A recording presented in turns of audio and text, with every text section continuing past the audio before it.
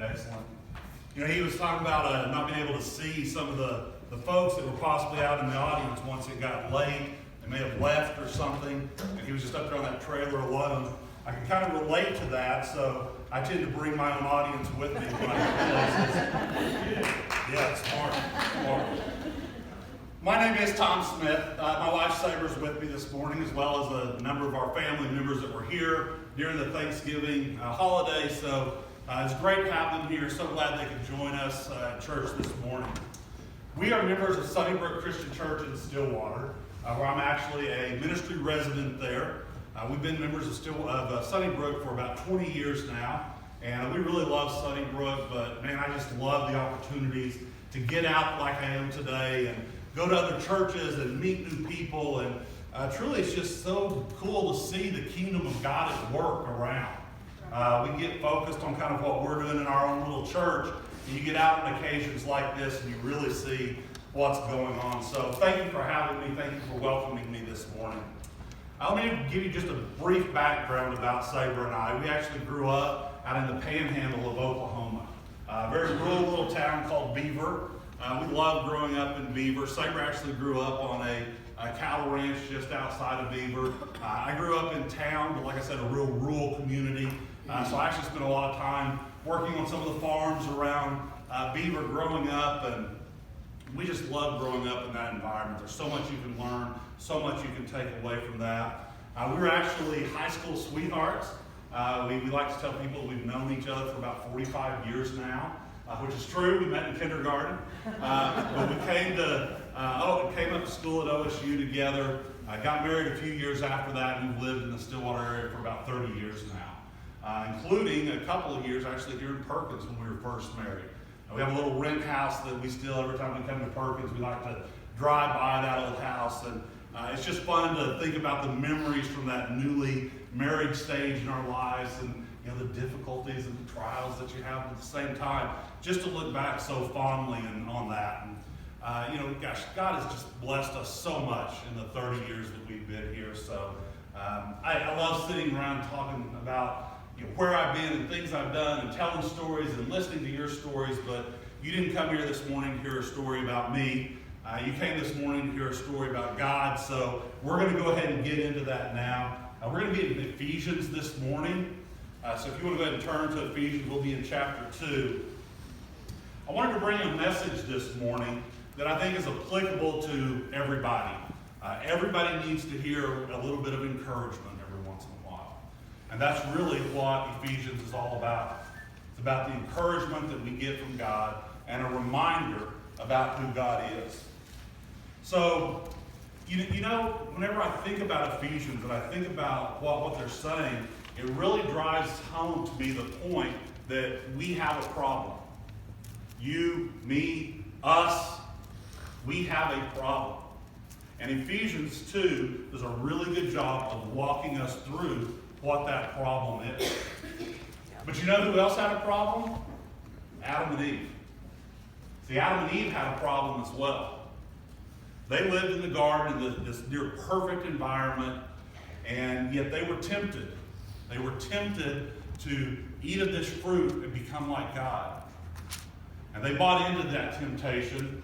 They believed the lies that they were being told, and so they disobeyed God, took that fruit, brought sin into the world. God kicks them out of the garden.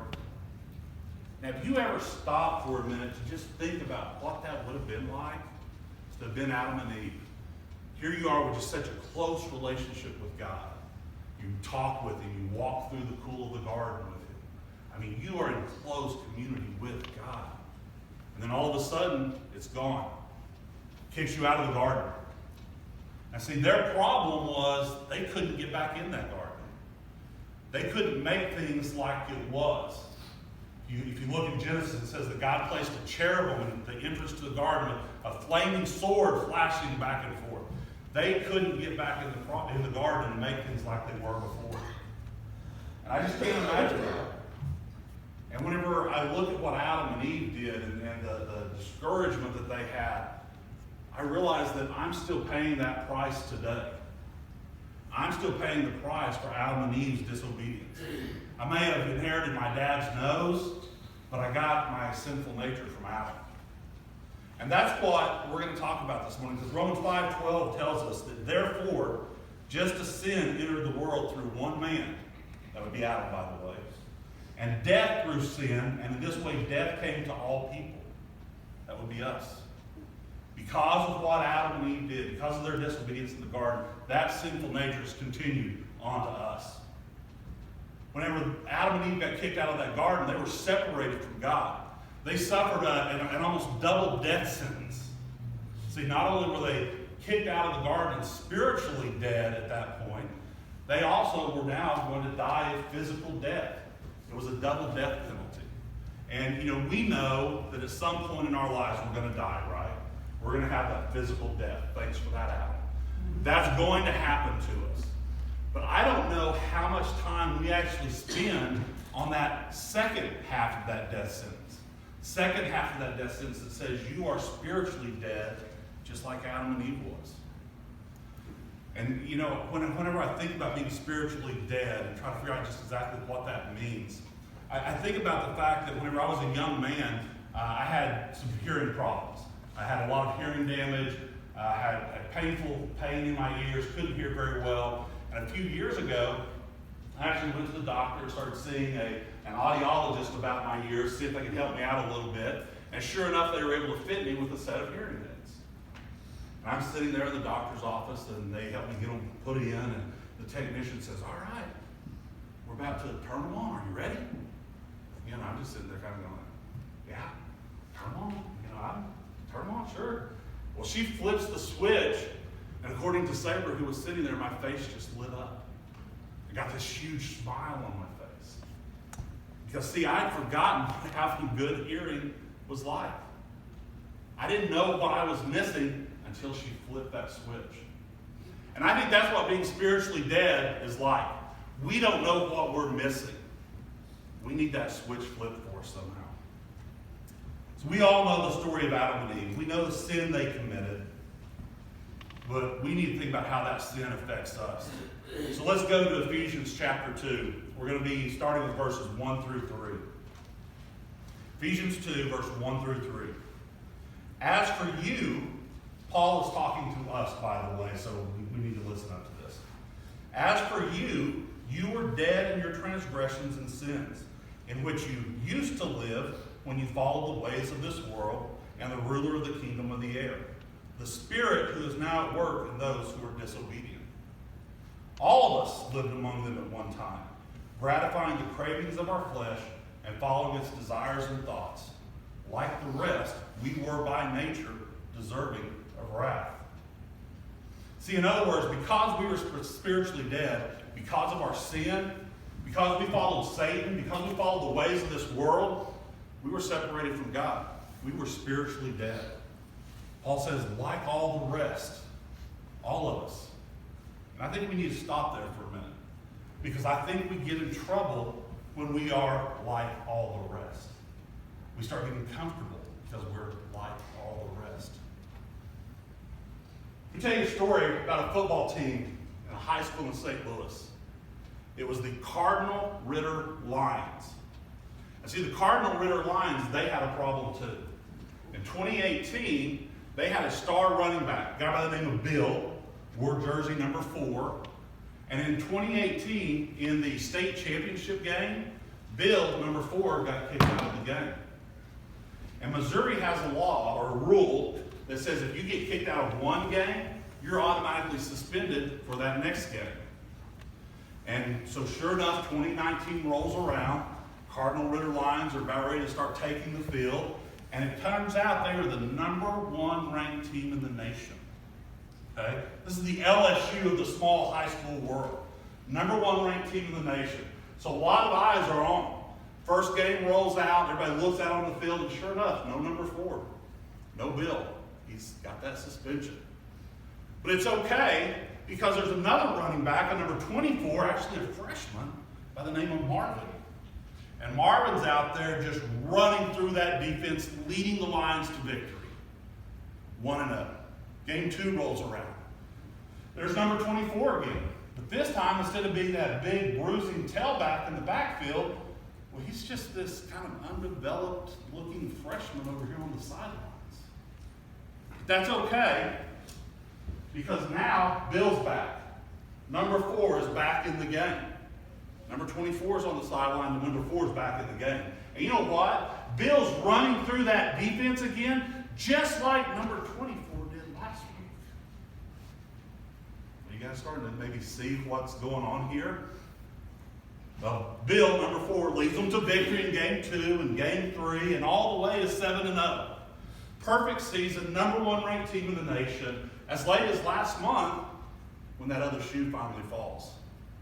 See, people start figuring out that first game, when Bill wasn't supposed to be playing, all he did was swap jerseys with number 24, and he was back out there. But if you think about that, think about what happened there. Every player on that team knew what had happened, right? They knew what they were doing.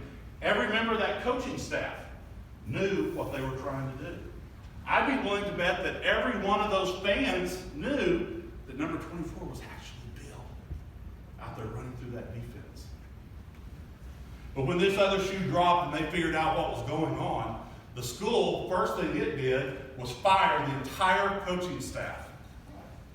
Next thing they did is they forfeited those first 7 victories. And then finally, they suspended their program, the number 1 ranked program in the nation, for the rest of that year. See, I think there's comfort when we're just like all the rest.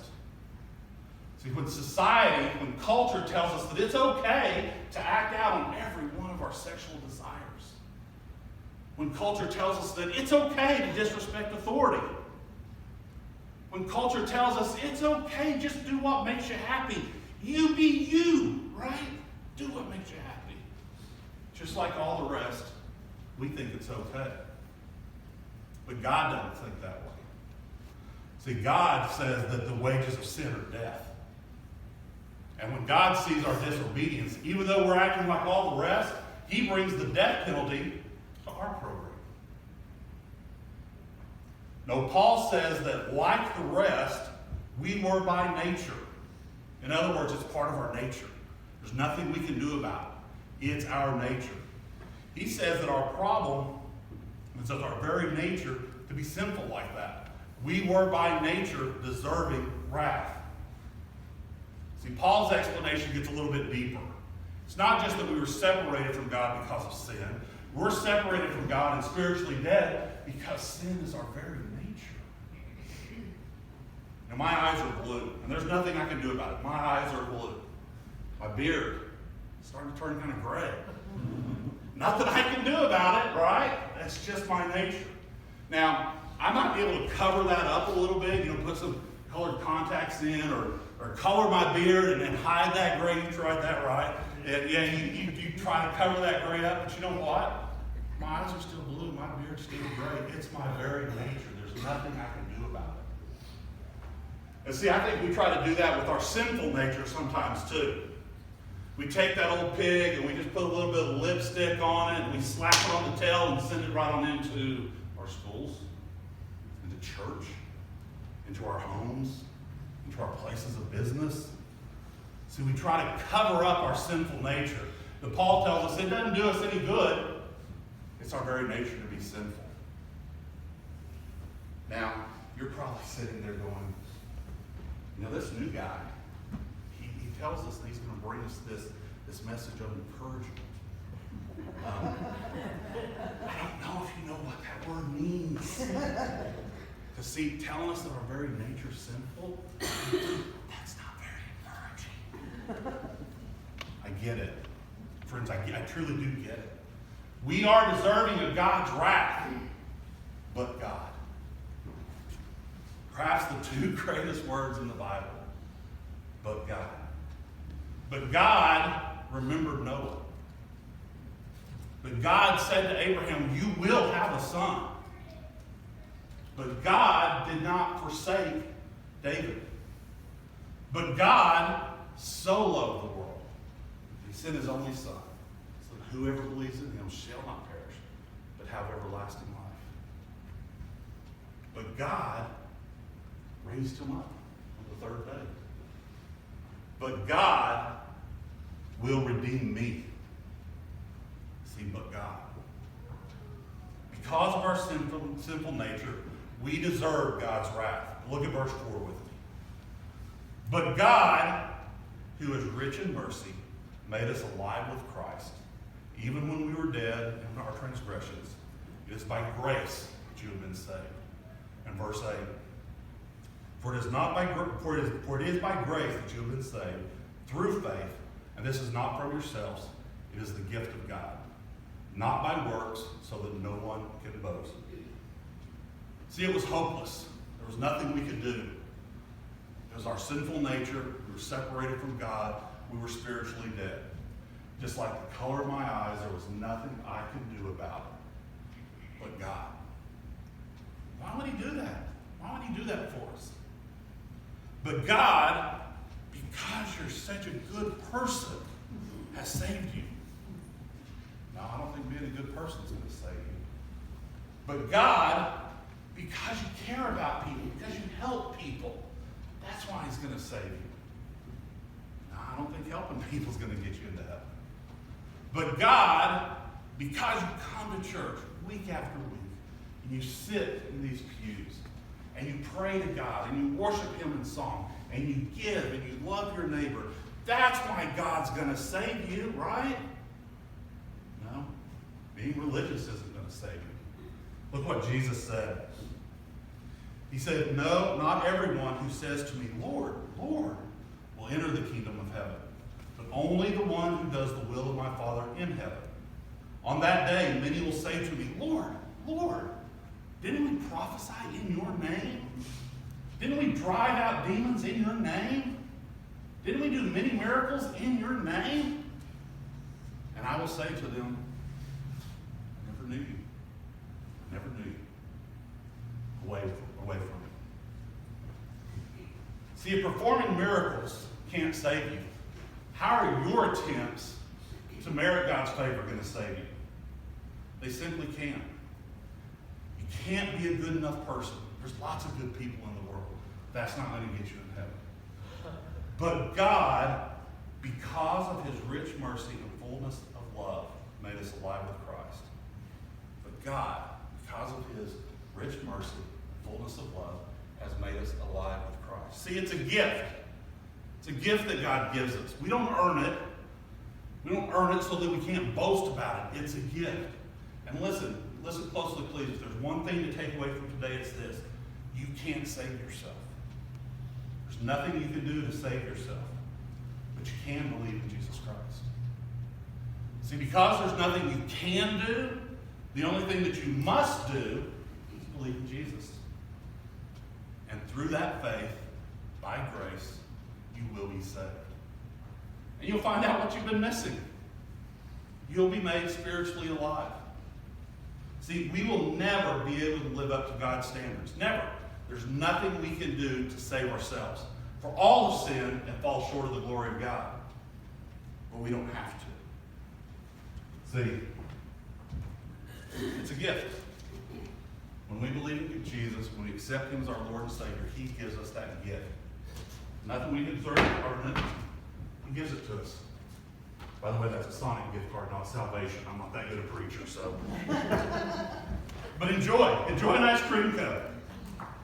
There's nothing we can do to save ourselves. We just have to accept that gift. And when we do accept that gift, when we stop believing that it's of our own doing, that should affect us. That should change our lives. It should change how we act on a daily basis. See, if we can just trust in Jesus' grace, trust that it's sufficient, trust that his grace is enough, that's what's going to save us, his grace. Now, isn't that encouraging? See, I told you I'd just give you some encouragement. Just trust in Jesus' grace. That's all we have to do. Now, if you haven't put your faith in Jesus because maybe you thought you weren't good enough, let me say this to you. Welcome to the club. See, there's not a person in here, myself first among us, that is worthy to receive that by our own merit, by our own duty. It's a gift from God. See, Jesus said that it's not the healthy who need a doctor, but the sick. We are all spiritually sick. See, church is not for the righteous. Church is for sinners like us that desperately need Jesus' righteousness. That's what church is about. That's what church is for. And if you are a believer, just accept that there's nothing you can do to earn your way into heaven. There's nothing you can do to earn more of God's favor. And thank goodness you don't have to. Because I would fall woefully short of that standard. So we just need to trust in Jesus' grace as a believer. But I want you to look at verse 10. Because, fellow believers, we're also not supposed to just sit back and relax. Verse 10 says, "For we are God's handiwork, created in Christ Jesus to do good works, which God prepared in advance for us to do." See, grace is a beautiful thing. It really is, but don't let it make you lazy. God has prepared plans for you. He's got work for you to do. He's laid that work for you since the foundations of the world were laid. See, the way it needs to work is, but God, because of His mercy and grace, has saved you, be a good person. But God, because of His mercy and grace, has saved you, be kind to people. But God, because of His mercy and grace, has saved you, give generously of your time and your resources. But God, because of His mercy and grace, has saved you, be part of the church. Love God. Love your neighbor. Do the work that He's laid out for you. That's what Peter was talking about when he says, a faith by works. Faith without works is a dead faith. See, when you think about the gift that God has given you, it should cause you to want to live a life like Jesus. My son, sitting on a mountaintop in Colorado his freshman year in high school. And he was sitting up on that mountaintop contemplating just the bigness of God and how small He was.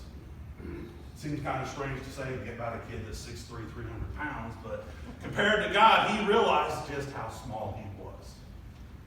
Now, he'd been saved already. He'd already given his life to Christ.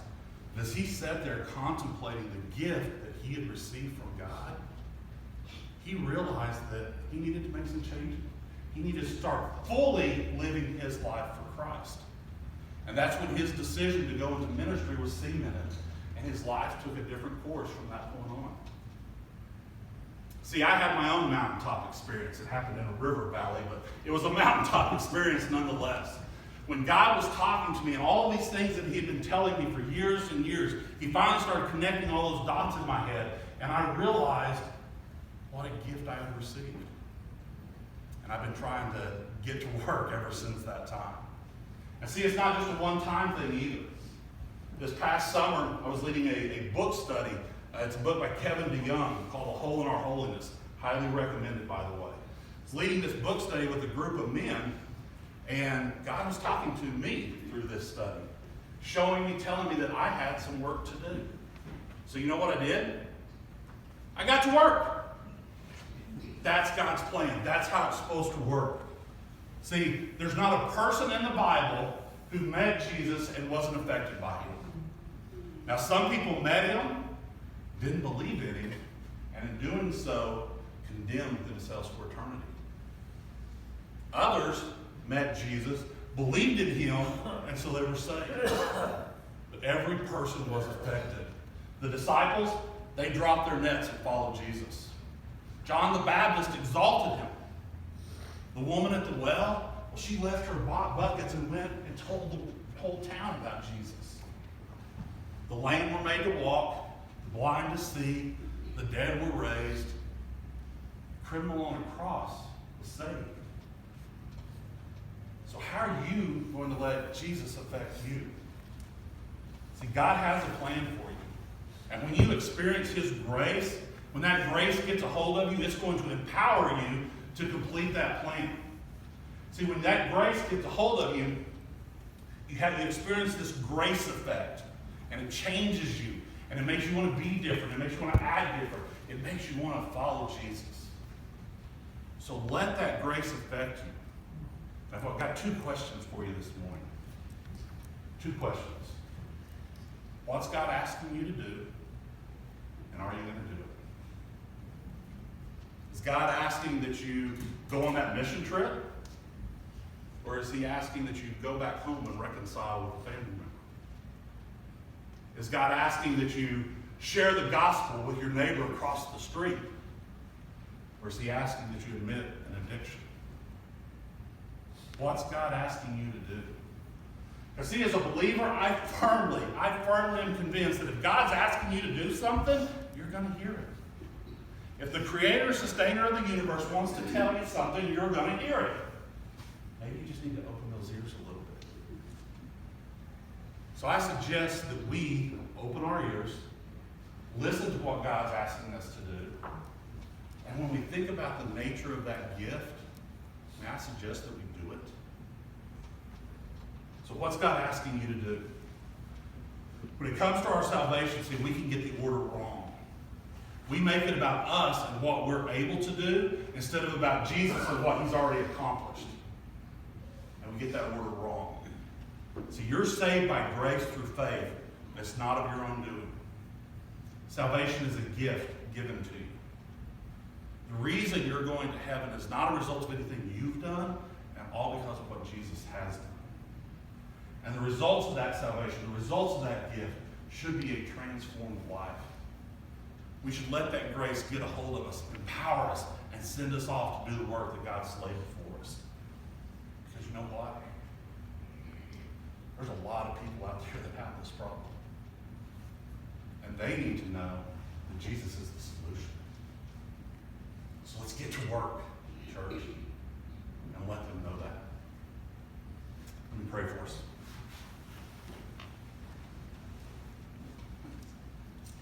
Father, I'm just so thankful for your gift of salvation.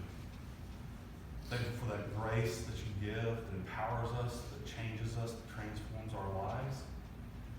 Just ask that you give us also the courage to hear what you're calling us to do.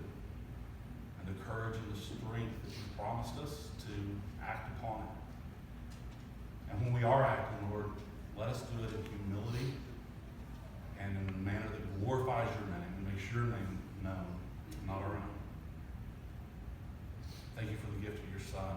As we go into this Christmas season, let that gift be on the forefront of our minds. It's in your name I pray. Amen. Well, if anybody would like to continue this conversation, I'd love to visit with you about it.